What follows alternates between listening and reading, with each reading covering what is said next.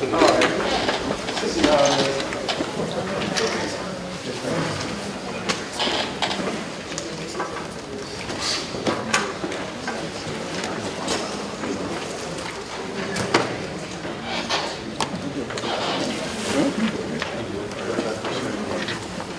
you.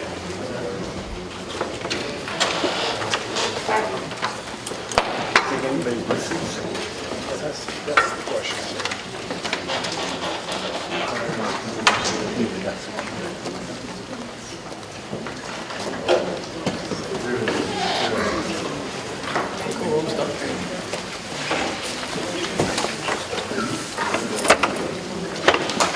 That's what we're talking about.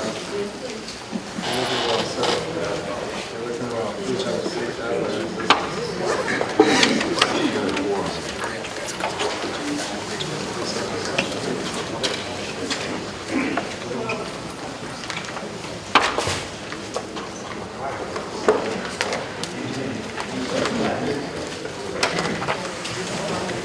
All right.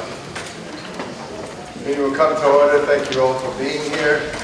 Appreciate it. If you please join me today.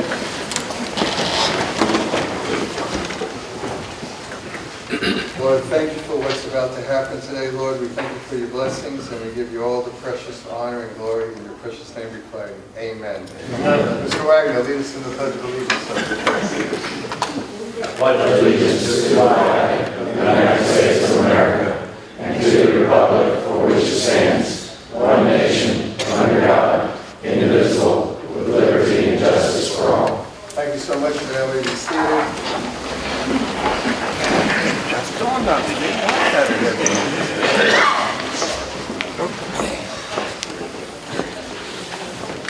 All right. At this point, we'll defer the minutes of April 16, 2015 for HRTAC's regular meeting. Apparently, it's my understanding we did not quite have a quorum. You have a quorum for the meeting, but you don't have the voting. Exactly. Thank you for the clarification. If you did not hear that, we have a quorum for the meeting, but we don't have a quorum for the actual voting. So currently, we're in an informational meeting. Item number 4. This could be exciting. All right, first we'll do public comments. Thank you. Mr. Ellis, W. James. Good to see you as always, sir. Thank you, Mr. Chairman. My name is Ellis W. James. I reside at 2021 Ken Lake Place in the city of Norfolk. I hope that some of you, and I see looking around the room that a number of you did get a chance to listen to Secretary Lane's remarks, and I thought they were significant.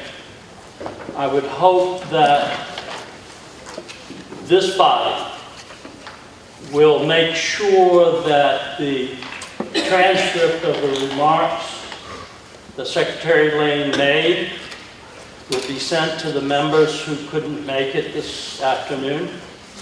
I think there was content in those remarks that was significant, not only for the transportation organization, but also for HRTAC.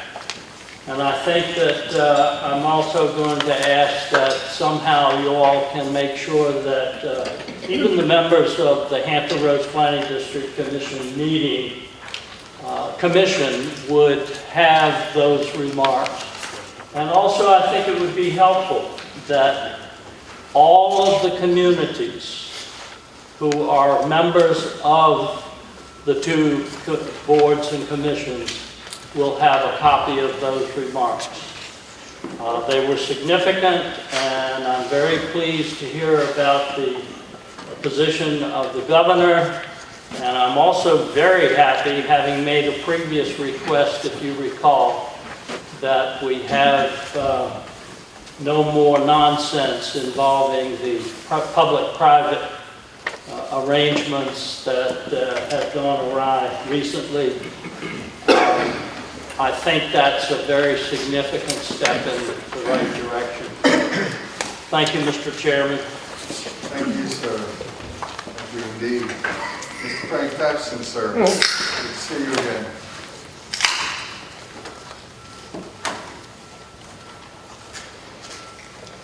Good afternoon, people. It's me again. Why?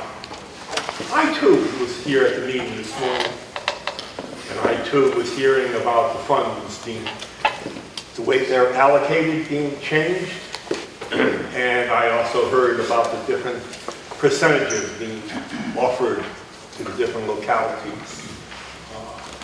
The part that got me the most was the 40% whacked off the top. Anyways,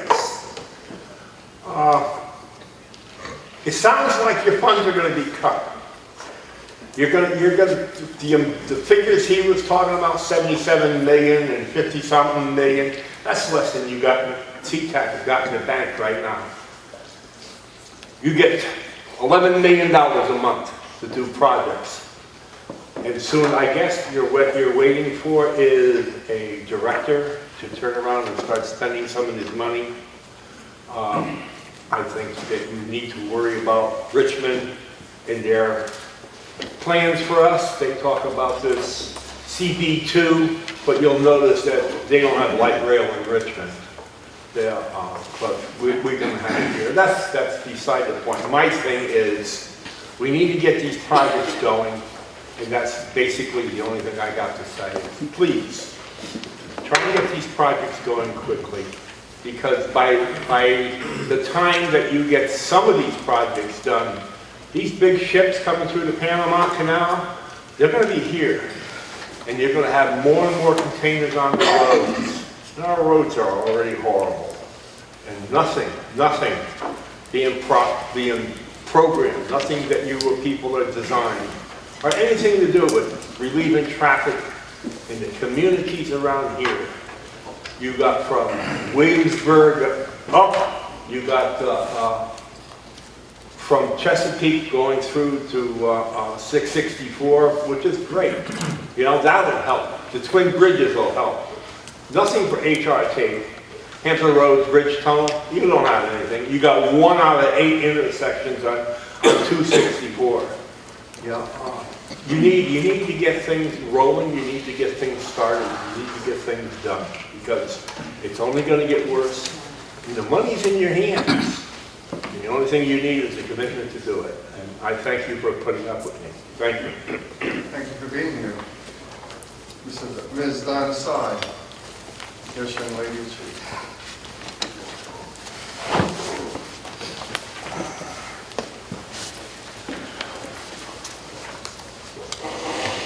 Good afternoon. My name is Donna Sy, and I live in Portsmouth. I didn't prepare anything to say because I know that whatever I say, nobody pays attention anyway. But I saw that Portsmouth has given $9.5 million to our fund for the transportation. And I thought, you know, since we're giving so much money, I will just stand up here and say hello and watch y'all work. Thanks for listening. Virginia Beach is a province of Maine. Kathleen McCarthy, please, young lady.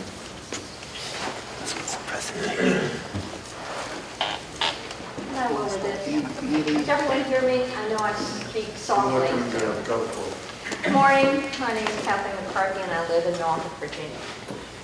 Unfortunately, I was unable to attend the budget hearing yesterday, but because governments do not spend other people's money as carefully as they spend their own, and when governmental agencies deal with large amounts of other people's money, wasteful spending seems to be acceptable.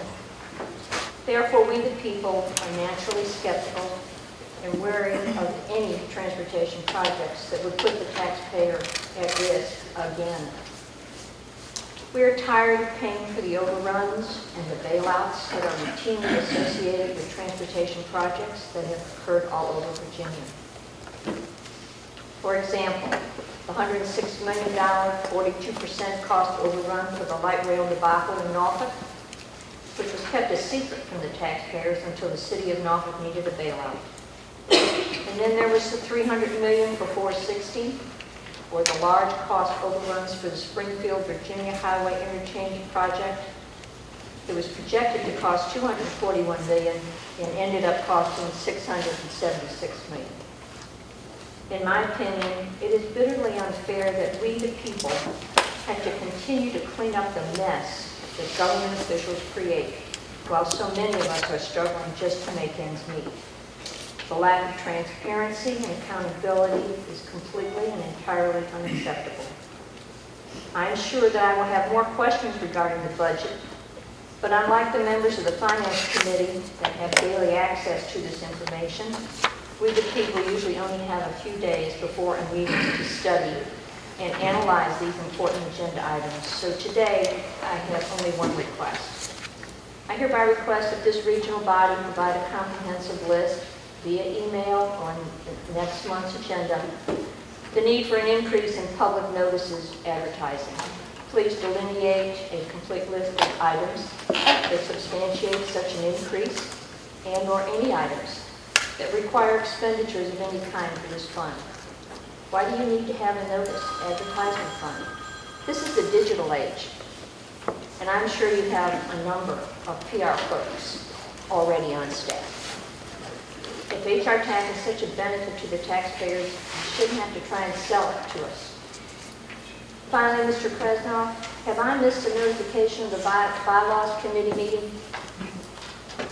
It'll be a year in a few short weeks when we the people were told that a Bylaws Committee meeting would take place. Delegates and staff recently attended an HRTAC meeting and on our behalf requested that a date be set. And we the people, again, were under the impression that a meeting would be scheduled.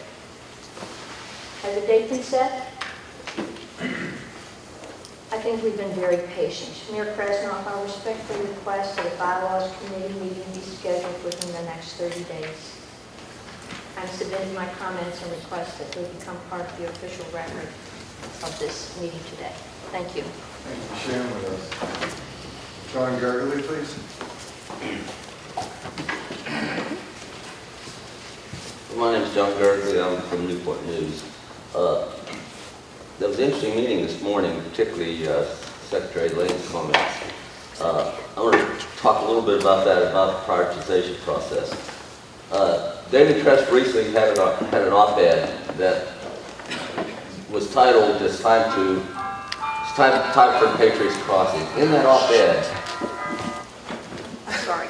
in that op-ed, the author claimed that the 2010 Hampton Transportation Alternative Study from VMAS said that building Patriots Crossing and a third crossing was the best way to relieve congestion on the Hampton Bridge Tunnel. I wrote a rebuttal to that the Daily Press printed, and basically what that study that Delegate Jones, his subcommittee, authorized, the study really showed that they did not check the Hampton Bridge Tunnel in it. They effectively said that of all the other studies, if you don't fix the Hampton Bridge Tunnel, third crossing would relieve some congestion. But it also said there'd be almost an hour backup every day at peak times. The second part of that study made this statement: by expanding the Hampton Road Bridge Tunnel to 8 lanes and connecting interstate to 6 lanes would eliminate all congestion expected at the Hampton Roads Bridge Tunnel in the future. And basically, that is the only solution to relieving congestion at Hampton Roads Bridge Tunnel. Now, this brings into things by priorities. HB2 requires your priority study to be based on congestion relief. The law that made this organization an entity also requires that your projects be based on congestion relief, not on economic viability or any other standard. Now, the prioritization process that I know the HRTPO has done had all kind of other factors into it, and I'm not sure how that's going to be reconciled. And this little document, this thing from the presentation earlier at the TPO meeting, the bottom item for the HRTAC says that the HRTAC, the project implementation takes into account project prioritization by the HRTPO. I don't believe that's your real job. I believe your job is to make the prioritization based on congestion relief for any project for real money. My understanding of how your your charter is you are to use our regional money for congestion relief, not for any commerce, not for economic viability, for congestion relief for your citizens. And then that brings in the thing of the toll. Now, Secretary Lane talked, we're not going to build any crossings across the water without tolls. And I really believe that. It's going to take an awful lot of money to build across the water. But if you try to toll it with congestion relief, if you try to toll a half-bridge tunnel without improving it, just to make people drive on that third crossing, you are, besides, I think, violating what the law says, you will be doing a big disservice to all your constituents. Thank you very much. Well, thank you, sir. Appreciate you. Ms. McCarthy will certainly send your comments to Mr. Frame. He's not here right now, but we'll certainly let him know what you have said. Thank you. No, thank you. And as was stated earlier, we do not have a quorum for voting at this time, but the minutes are there for your perusal of April 16, 2015. Next is the, number 4 is HRTAC 2015-2016 Office Elections Nominating Committee for the annual organizational meeting for the offices of Chair and Vice Chair. I want to thank Mr. Rex Alvin. Thank you for wanting to be on that. Also, Mr. Paul Frame, Ms. Linda Johnson, thank you so much. Mr. Michael Hippel and David Yancey. And if you'd be so kind, Ms. Johnson, to chair that, I'd appreciate it very much. Thank you so much. The next item of business would be the update on the HRTAC Executive Director search. This is extremely important for us. Ms. Grinley Johnson, so good to have you here, the Deputy Secretary. Good afternoon. Good afternoon. The members of the Personnel Committee are Mr. Neil Crawford, the Honorable Paul Frame, the Honorable Chris Jones, the Honorable Alan Krasnoff, the Honorable Frank Wagner. The job closed on April 21st. We had 18 applicants. We submitted 6 to the Personnel Committee. They picked the top 4, and we were scheduled to do interviews the week of June the 8th because we had a little time delay, and it takes a little time to get applicants in because they have to clear their schedule. We're going to move the interview to the week of June the 8th through the 12th. And that's to give the applicants time to make plans to get here and clear their schedules. And we're going to possibly do the second interview, 6/15 through the 19th. Hope to select a candidate the week of June 26th through the 26th, 22nd through the 26th, and hopefully have an executive director in place by the end of July, the 1st of August. Any questions or concerns? Thank you very much. Thank you. Thank you indeed. Mr. Wagner, next is the item number 6, final fiscal year 2016 budget, Finance Committee Chair. You mind if I do it right here, Mr. Chairman? Not at all. Okay. If you open up in your agenda, attachment 6 is the proposed fiscal year 2016 operating budget. If you care to look back to the 2015 operating budget, we proposed the exact budget that this commission approved for the 2015 operating budget. The exact numbers, in fact, down the line. As you all are aware, we didn't nearly spend what we proposed in the budget simply because it took a lot longer than we anticipated in order to organize HRTAC and move to the position where we are able to staff the HRTAC. And so we just felt that the Finance Committee felt that it was important that we just present the same budget as we did the previous year. I believe the HRTAC has reviewed the same budget at our last meeting, but it is before you. It was with the unanimous reaffirmation yesterday at the Finance Committee to reaffirm that this budget be resubmitted to you in its current form. With that, Mr. Chairman, not having a quorum, I do not believe that we can formally act on the budget, but it is of course. Again, thank you. Are there any questions for our...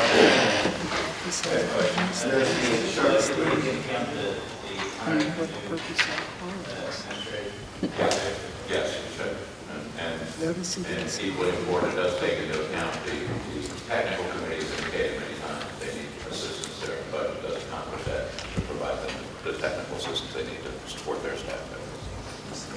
Thank you. Any further questions for Mr. Wagner? Hearing none.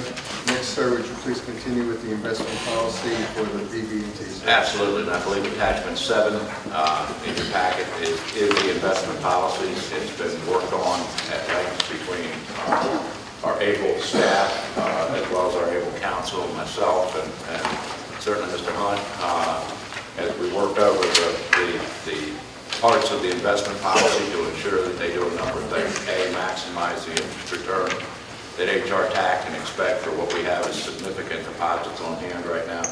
Secondly, that it complies with state code in terms of what types of instruments we're allowed to do, what percentages of those instruments we're allowed to invest in various investments, and length of time that we can hold those investments. To broad base you, to kind of take you back to what we I discussed at the previous meeting, we have 2 banks that have been selected.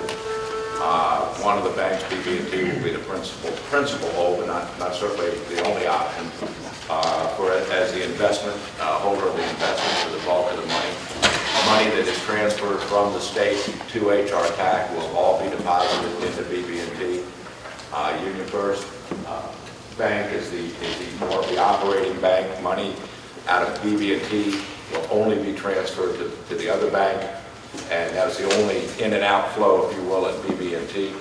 And the operating account and any transfers to VDOT to support ongoing road projects will only come from First Union First Bank. So that is the arrangement.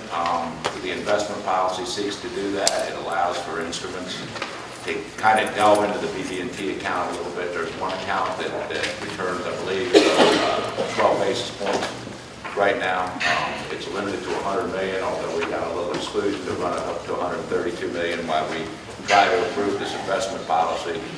And then it provides for provisions to invest for periods of 1, 2, or 3 years, obviously, with an increased interest rate the longer you're willing to obligate the funds for a longer period of time.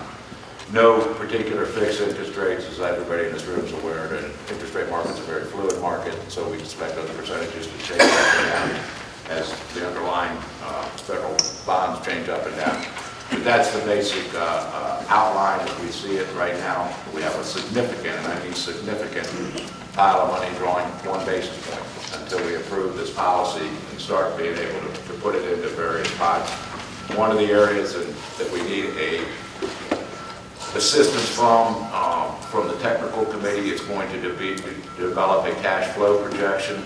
Longer term, 4 to 5 years, is going to require a lot of work with VDOT on a realistic idea of what the cash outflow is going to be from HRTAC as these projects occur.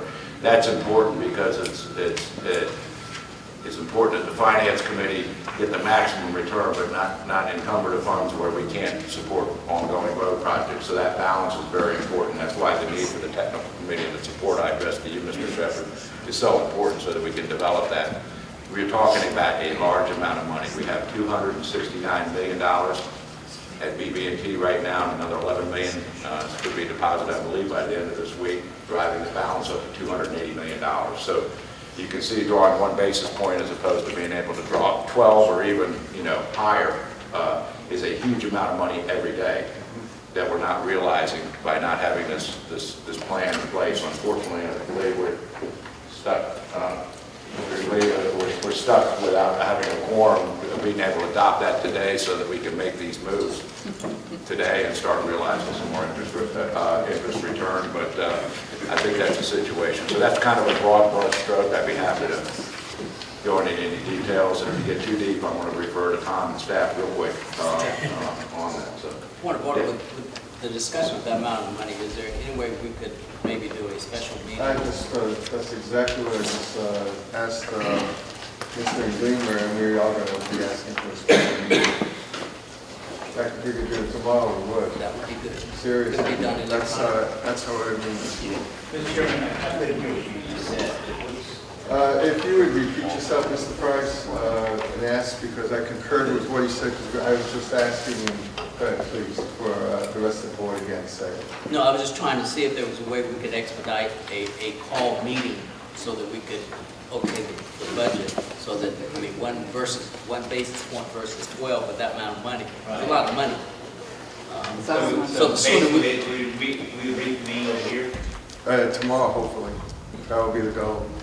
Well, that may be a bit stretch. That's a lot of money, but you know, you think it might be a stretch, but if you think about it, we'll try to make it convenient, because in reality, we're talking about, I don't know the exact amount. It's a lot. Well, I know it's a lot, but it certainly works for our taxpayers if we can show up tomorrow. That's how substantial it is. And that, would we be in the guidelines as it relates to do that, Mr. William? Well, I'm going to try and find out if the mayor will be, Mayor Sessoms will be at the next. That's what we're looking at right now. We're trying to Yes, figure that out. you absolutely are. So we'll see, hopefully before we adjourn today, we'll know. Okay, anything else for Mr. Wagner, please? All right, sir, thank you again for what you do, appreciate it. Number 8, it's good to have our commissioner here, Charlie Kilpatrick from VDOT. This is HB Bill 2. I requested that. We actually had an opportunity to hear our Secretary of Transportation talk about it earlier. This is very important. I thank those on the tech committee for being here to listen again to this gentleman, because our goal is hopefully even by July that we can start putting projects in, not only to get into the 2040 plan, but also so we can start asking for money. Go ahead, sir. Well, thank you. And if I say anything different than what the secretary said, either you misunderstand me or I misspoke. I think that he had asked me to come and talk about House Bill 2. This is very timely because just yesterday at the Commonwealth Transportation Board meeting, which was actually in Fairfax County, over the 2-day course of the meeting, we talked considerably about where we are with House Bill 2. My presentation is, some of this is a repeat of what you've seen in 6-year hearing, but I think it's important to understand some of the continuum of how projects move through, how they're scored, and then ultimately how they're funded. You've seen, some of you have seen this slide before. How are projects planned, how are they scored, and then how are they funded? Again, V-Trans 2040, very simply, it's sort of the transportation comprehensive plan. All of you are very familiar in your jurisdiction with the comprehensive plan. V-Trans 2040 is the state's transportation comprehensive plan. So that's really where the pool of projects are developed in terms of the concepts and the things that we want to do statewide in terms of projects. House Bill 2 is the bill that was enacted and signed that requires the scoring and rating of projects, not necessarily ranking, but rating, and I'll get into that. And then finally, with the passage of House Bill 1887 this year, that describes and defines how monies are divided up around the state of Virginia. Again, V-Trans 2040, I'm not really going to read a lot of these slides. Folks are interested, I know they'll be posted on the website. So, but this is, as I said, this is our transportation comprehensive plan and lays out the policies of our transportation agencies. House Bill 2, and this is where I'll spend some time on. House Bill 2 was enacted to require that projects be scored and rated in a consistent manner, and to allow for different sizing and different types of projects throughout the state to be able to score on basically 5 factors, with the exception of areas of populations over 200,000, including the Anthony Roads area, where land use is the 6th factor. And I'm going to walk through each of those: congestion mitigation, economic development, accessibility, safety, environmental quality, and again, land use. So to what extent each of those factors is weighted add up to 100% of the weighting, it depends on the region. And the Northern Virginia District, the Hampton Roads District, are both currently in, we call it the A classification or typology, which defines the percentages of what percent of the scoring is congestion, what percent is economic development, accessibility, safety, environmental quality. Those numbers are moving around a bit based on feedback we've received from PDCs and NPOs around the state. So those things are continually changing. We received a letter yesterday in Northern Virginia from a number of legislators that believe that congestion mitigation should be far and away should be weighted more in Northern Virginia than what we had previously shown. So again, we're working through those details, and we will bring back to the board in June, the Commonwealth Transportation Board, our recommendations for adoption. We fully believe that these percentages, after we run projects through, will likely need to be readjusted in the future and come back to the MPOs and the PDCs and say, okay, is this giving us the results that we expected? But individual jurisdictions can't pick, well, I want this one and this one and this one. It is picked at either the MPO level or areas that do not have an MPO at the planning district level. So in other words, you're not going to have in the Hampton Roads TPO, you're not going to have different weighting from one county or one city to the next. It's within those jurisdictions, within the Hampton Roads district, it will be a consistent measure. Those that fall within the MPO, or the ones that would not, I don't believe Accomack and Northampton County are part of the MPO, and they would fall to the PDC. You've also probably seen this slide, but this helps us frame where are we in this process. Up near the top in the 1 o'clock position you see in June, the Commonwealth Transportation Board, as they do every year, will adopt their 6-year budget. Now, we have not rated any projects yet, so they will not be approving any projects in June that have gone through the House Bill 2 process. That process will actually begin in July with coordination with MPOs, PDCs, local government, beginning to develop projects, and the scoring itself, as you see as we move into August, September, those candidates are going to be coming in. We're going to have the applications due by October, and the screening will occur during the winter of this year. The screening and scoring, with a release of the evaluation in June, and then again we go into a public hearing process in February through April, and ultimately in June of 2016, that will be the first time the Commonwealth Transportation Board approves a 6-year plan. It will have projects that have been rated under House Bill 2. That kind of, that you see where this process is going. And a little later on, I'm going to talk to you about, when I get to House Bill 1887, you'll understand a little better how much money are we talking about. The factors, I'm not going to spend a lot of time on these because, again, these are, there's a lot of, I'll call it technical detail that goes into how these are plugged in and what percent of the total that it is. But this is safety, again, reduction of fatalities and serious injuries, as well as a reduction in the rate of fatalities per 100 million miles traveled. These are pretty common factors used for safety projects. This type of information is pretty solid and readily available through the DMV and the Virginia State Police.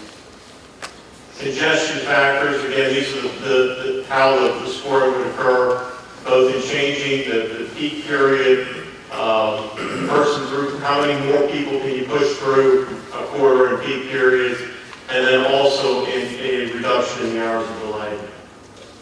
Accessibility has to do with improving accessibility to jobs, and we use a 45-minute time period. Changing accessibility to essential destinations, and we're still working out what does essential destination mean, but sort of fundamentally those are things like hospitals and schools, those types of things. Assessing the project, how it supports connection between modes, and that really is about how does it integrate with other modes of transportation, and that can be as simple as a commuter parking lot where you're having folks shift from one mode to another. Environmental quality, and again, this is changing.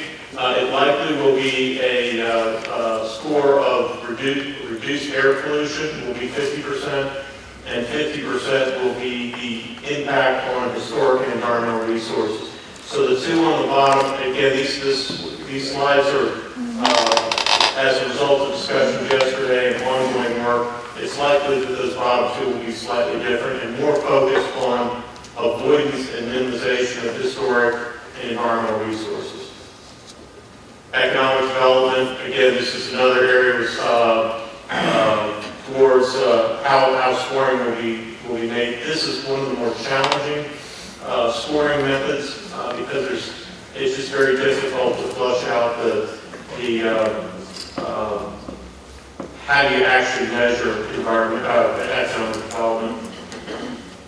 Land use, again, these do apply in more urbanized areas, including Hampton Roads, and you can see those factors there.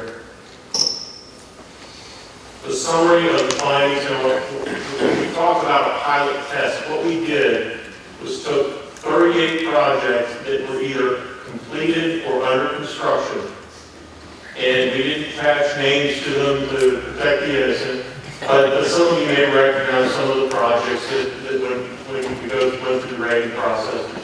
What we wanted to do is test drive and see what kind of results we got and see whether it made sense or things just seemed out of whack. So that's what this pilot study did, and we presented this to the this Commonwealth Transportation Board yesterday.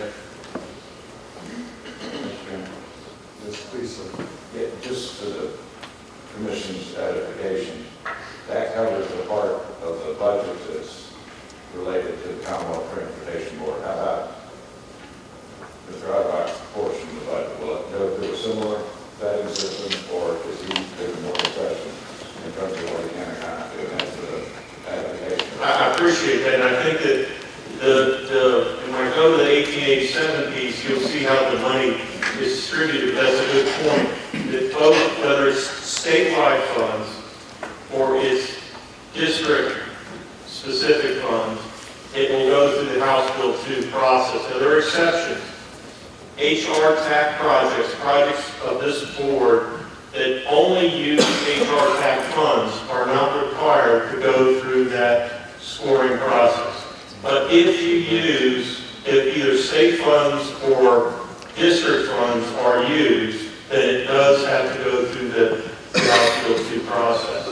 The other types of funds that come specifically to Hampton Roads beyond HRTAC funds, we have what's called CMAQ, Congestion Mitigation Air Quality Fund. You all of you that are served with the TPO are familiar with that fund. Also what is called RSTP, or Regional Surface Transportation Program funds. They come directly to the Hampton Roads region. Those do not have to go through House Bill 2. Revenue sharing projects do not have to go through House Bill 2. Safety projects that are funded through the Federal Safety Program do not go through House Bill 2. They go through a separate process. Enhancements called, we call it TAP, Transportation Alternatives Program now. It used to be called enhancements. Those are things like renovation of rail stations, interpretive sites, and the like. Those also do not go through House Bill 2. But what you consider sort of the bread and butter of dollars for construction in Virginia will go through this House Bill 2 process, both statewide and district-wide. That includes both state and federal money. That includes CPR bonds, it includes guardian bonds. It really encompasses everything. And in a couple more slides, you'll see the breakdown, and I'll be able to talk for a minute about where the money is. That it basically is all the money we have is in these programs. So, Senator, I don't know if that helps. Well, for clarification, though, Chairman, so you refer to the district, you refer to the Yes, sir. Yes, sir. The districts and state, and then you talk about state money, that's what the Commonwealth Transportation Board, or are they all under it? It's all of the construction funds, all of the funds that are, except for HRTAC funds, the funds that the Commonwealth of Virginia manages, ultimately the decision rests with the Commonwealth Transportation Board. Whether it's district funds or statewide funds. The final decision on what projects are funded continues to rest with the Commonwealth Transportation Board. They also are the entity that ultimately awards all contracts above $5 million in the Commonwealth. So it ultimately does go back to them, but the statewide funds would be, again, will be distributed around the state based on the merits of a particular project. So money that is in the statewide fund, a particular district expect that, well, I'm 5% of the total, so I should get 5% of that. It really is based on a statewide scoring of the project and projects of statewide significance. So a region may get more, or, you know, I know folks a lot of times want to say, wait a minute, I'm 1/3 or 1/12 or 1 something of the pie. At the statewide level, there is no guarantee that any one district will receive any amount of money under the statewide program. The district piece, though, you are guaranteed that your proportionate share at the district level. Again, that's how it's divided up around the state, and the district and the TPO. The TPO makes up most of the Hampton Roads district, but not all of it. You have the southern counties out towards and across 95, the eastern shore. They're part of the district, but not part of the TPO.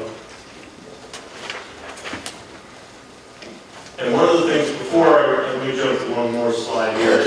So some of the findings of this pilot review, and I'm going to direct you to a different presentation that it was 83 slides, and I just didn't think that the board could stand for an 83-slide presentation today. So but that is available on the Commonwealth Transportation Board website. I really would encourage folks to look at that, because it's got a lot more detail, and have your staffs look at that presentation. These weighting factors that I just showed as I went through the 5 are a bit different, because some of those have been, again, we're continuing to update this process. But this gives a couple of things here that we really didn't see any clear biases based on the part of the state or the size of the project, that a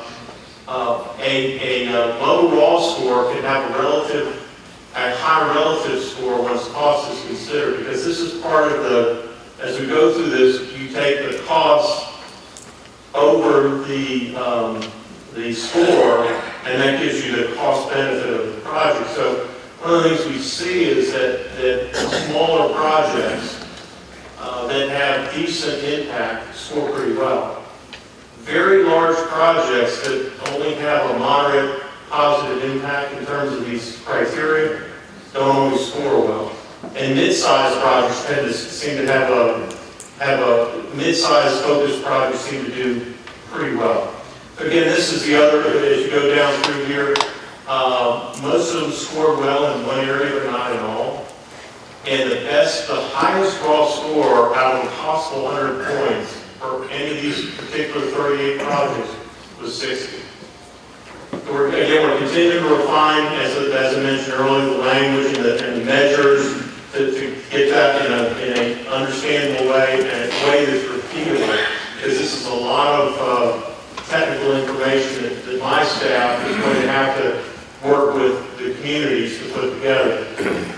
Individual cities, towns, counties, NPOs, PDCs will not be creating these on their own. VDOT, working with those localities, will be working with them in terms of putting in the factors for this consistency, and also frankly to assist in how a project is put together. Because what I think we're going to find from this is the best projects, or the projects that score the best, are the ones that are lean and focused and have good impact.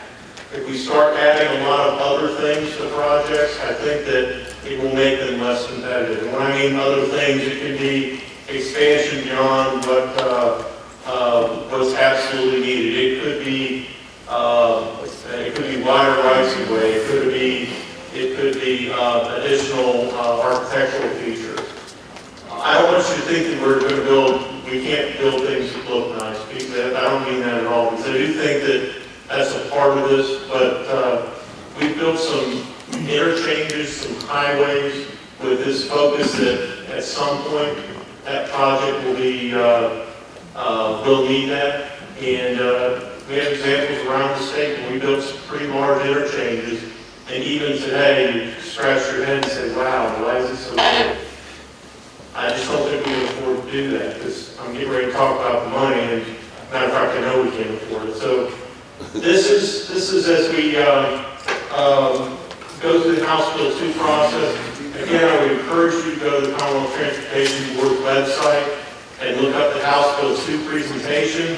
It's 83 slides. It's got tons and tons of detail. You can actually look at the 38 projects, the top 10, the bottom 10, in each and every one of these categories, and you can start to see how things shake out. I want to move now to House Bill 1887 because this is where the money is going. Where does this money to build these House Bill 2 projects come from? It comes from this. And again, House Bill 1887 replaces the old formula of 40-30-30. It replaces I'll call it the interim CTB formula, which allowed for up to $500 million to be directed by the CTB. And it really, frankly, creates a totally new way of delivering projects. It's no longer an allocation or a proportionate share basis. It goes down to the county and the city and the town level. But it does retain the, what I'll call the district or regional share and sort of guarantee. So if you look at how the money is distributed, and it will go into full effect in 2021. So 2021 is the 6th year of our 6-year plan that will be voted on by the board next month. That plan is 16, 17, 18, 19, 20, which are under old formulas and those are kind of existing projects. And 2021 is the first year where 100% of those funds will now be through this new formula. In the interim, funds that were not allocated to projects are split 50% statewide pot and 50% district grant program. So I'll talk about that, and you see that's the last bullet point. So let me walk through the three categories again. The state of good repair is distributed around the state based on need, but there are minimums and maximums that protect each district from being cut out from the ability to have these funds used in their districts. And state of good repair focuses on 2 areas: pavements and bridges. It applies to pavements on the interstate, the primary and the secondary system, and primary extensions in the cities. And we're already funding some primary extensions in the cities, and this is pavement repair. We're already doing that, but this will continue to fund primary extensions within cities in terms of pavement. On the bridge side, it applies to all bridges. Interstate, primary, secondary, and urban bridges. Again, I know that's been an issue in all over Virginia, how I repair that bridge. That's the purpose of this program. When we say repair, we're not talking about simple repair. We're talking about full replacement type of work, whether it was the Churchland Bridge is an example, the Lesnar Bridge is an example, where you're not adding capacity. Maybe Lesnar's not as good an example, but Churchland, you're not adding capacity because you have to completely replace the bridge structure. It's something like that. There's some bridges down in Southampton County that we're doing that now, where we're having to take the bridge out and put it back. That's what state of good repair is for. The remaining 55% is split 50-50, half going to the high priority projects program and half going to the districts. So again, our budget between 1.2 and 1.4 billion dollars annually. 1.2 to 1.4. You start peeling off those safety programs and the programs I've already talked about, that you will, the regional STP, CMAC enhancements on. It's not in one of those special earmark programs. It falls into this bucket. Whether it's funded with CPR bonds, Garvey bonds, revenue, it comes out of this program. Now this breakdown here shows in the upcoming 6-year plan, which goes again from fiscal year 16, beginning July 1 of this year, through 2021, the amount of funds available in that 6-year period, statewide, for the district grant program is $392.6 million.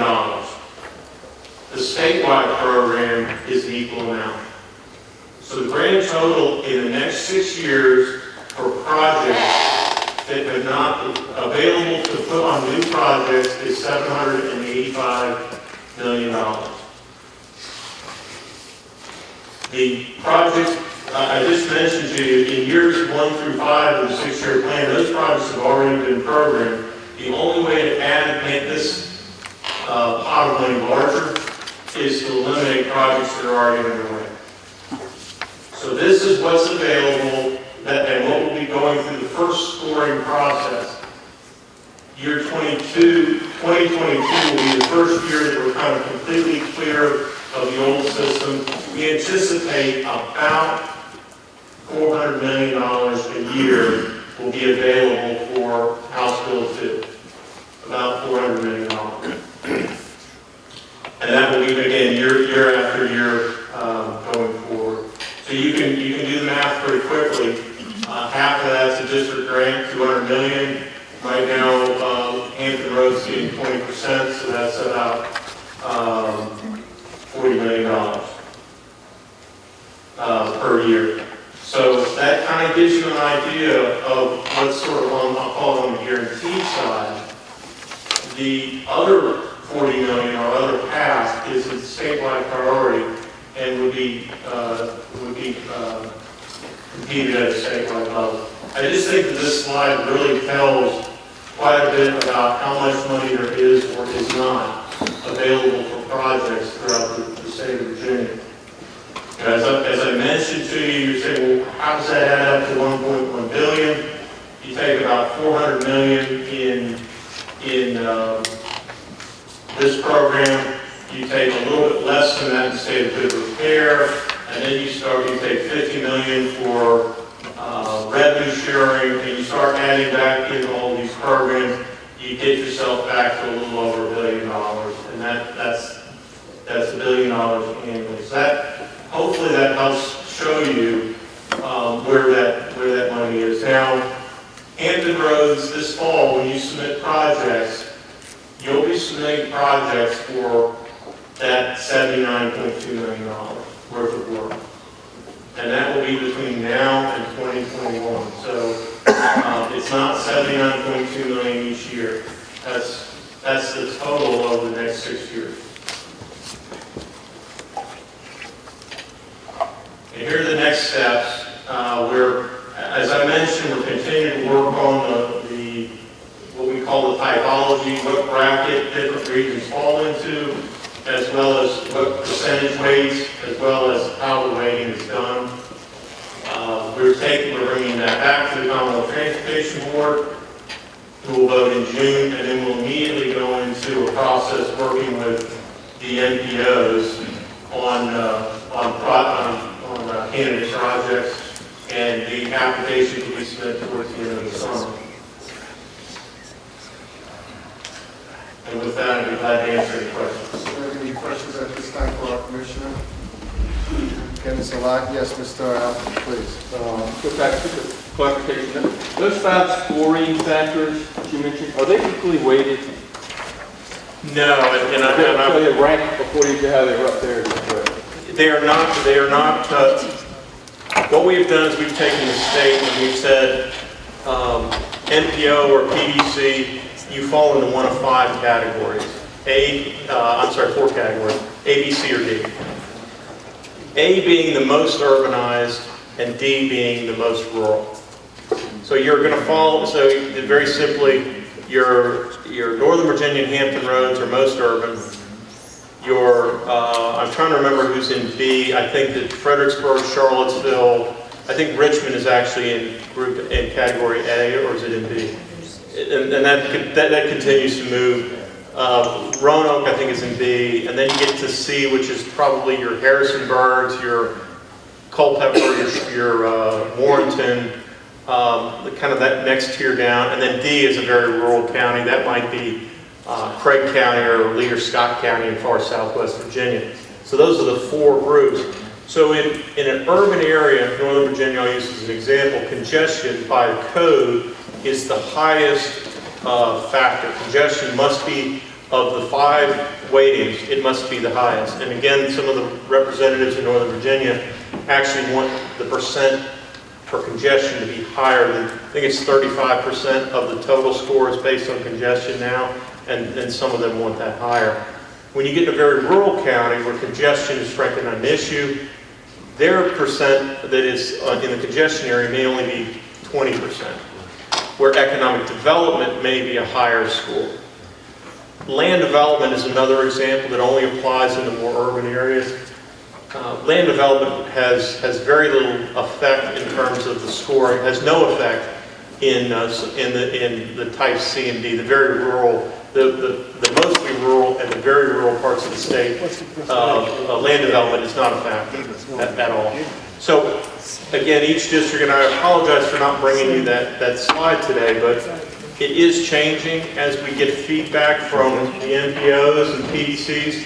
I know that Hampton Roads PPO had some comments and some requests in terms of adjusting some of the factors, and we've been working on that. The most current version, again, is on the website, on the Commonwealth Transportation Board website, and is available there. And a follow-up, so I'm gathering that criteria is based so that more rural areas can compete, but better than different criteria. It is. That's exactly right, because you're going to be competing at a district level for 27.5% of the pie, and you only have to compete with your fellow members of a district. But I'll give an example. The Lynchburg district, which runs from the North Carolina line almost up to I-64, and you have the city of Lynchburg, which is fairly urbanized. You have Charlotte County, which is very, very rural. So for them to be able to compete in for the same pool of funds, Charlotte County, which is outside of the MPO there in Lynchburg, will compete under the PDC criteria, which they may be in type D, where Lynchburg might be either C or B. But what it does is the scoring tries to level the playing field as things come in. And that really applies on statewide projects too. You might have an interstate project in Rockingham County. It might be a truck climbing lane on I-81, and you have a interstate project in Hampton Roads. Well, they will be trying to bring the needs there together with the needs in Hampton Roads. That's what this methodology attempts to do. Thank you. Is there any further questions for our commissioner? Thank you, sir, for the service you do. Appreciate you. It's interesting when we hear our commissioner talk about interstates, and the federal government's supposed to be paying, is it 80% or 90%?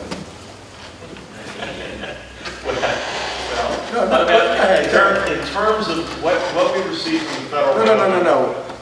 Go ahead. Well, what should they pay? Yes, thank you very much. We believe the first thing they need to do is commit to funding more than 2 months at a time. That's the first thing that we believe, that they need to commit to long-term funding. And that's not Virginia, that's every state in the Commonwealth. I was at the national conference a week ago. The federal dollars, and all of what I've talked about here is there is not a separate federal funding pot. The federal dollars are in those numbers that I gave you. We receive about $900 million for highways and maybe 200-ish for transit and rail. So about $1.1 billion total from the federal government every year. Some of that's used on our side of the 900, some of it is used for maintenance, and the balance is used for construction. Oh, absolutely. You realize the system started back there in Eisenhower, and we're still going forward with that system to continue. Each and every one of us appreciate the fact that anytime you build a transportation corridor, immediately revenue, jobs, quality of life improves. So I appreciate your thoughts. We certainly continue to lobby our representatives at the federal level. We shouldn't just sit back.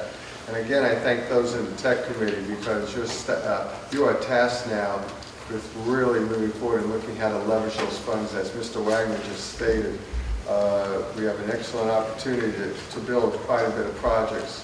So thank you all for your service. Next item is in your handout. It's attachment number 9, HRTAC, the Ambulance Transportation Fund financial report. Attachment 9 is there for your perusal. And then I just want to say this. The regular meetings have been set by our prior resolution, unless there's any further comment. The regular meetings have been set by our prior resolution so that the next regular meeting will be held at its regular time, which in this case is June 18, 2015 at 12:30. We will consider calling a special meeting. That will be next week after we have the schedules worked out.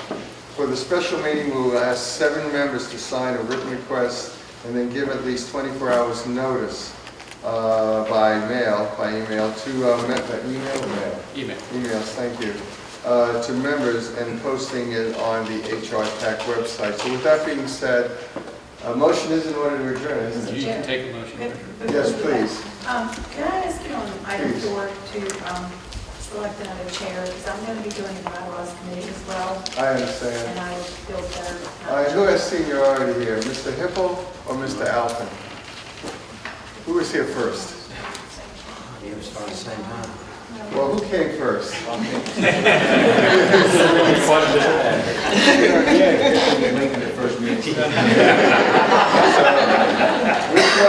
one? Looking at either one of you, which one, please? I allude to the seniorship here, I suggest. Mr. Hippel, congratulations.